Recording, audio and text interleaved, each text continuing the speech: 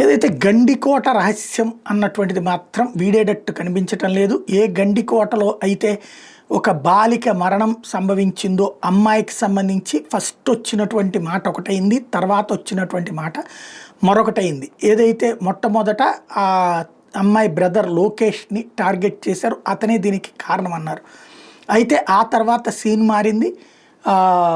అతను లోకేష్ అక్కడ వదిలిపెట్టేసి వచ్చేసాడు, అతనేమీ చెయ్యలేదు అన్నటువంటిది డిఐజీ తేల్చారు. ఇప్పుడు అక్కడ పోలీసులు ఫర్దర్ యాక్టివిటీ కోసం సీరియస్గా చూస్తున్నారు.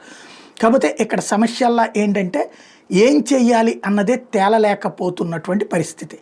ప్రస్తుతానికి అందులో ఏం జరిగింది అన్నటువంటి దాన్ని తేల్చేటటువంటి పనిలో ఉన్నారు. అమ్మాయి శరీరం మీద కమిలిన గాయాలు ఉండటం, లివర్ పగిలి ఉండటం, దీంతో హత్య కేసులో చిక్కుముడులు వీడటం లేదు.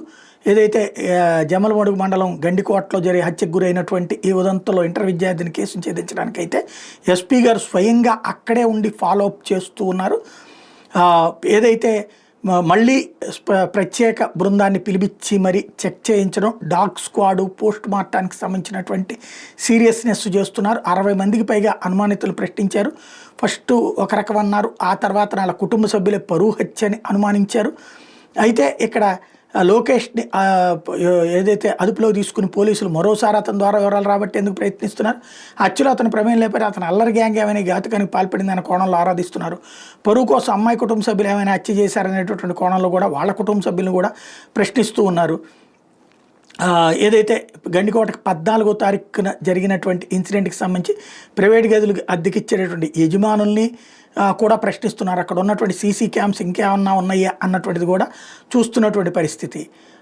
ఓవరాల్గా అక్కడ 11 గంటలకి విద్యార్థిని సోదరుడు కూడా అక్కడికి వచ్చాడని కనబడటం, 15 నిమిషాల పాటు ఉండి గండకోటలోనే ఉండి వెళ్ళిపోవడం, లోకేష్ అక్కడ లేడని తెలుసుకుని వెనుదిరిగి వెళ్ళిపోయాడు అన్నది అతని ఒకవైపున అతని వ్యవహారంలో దర్యాప్తులో తేలింది.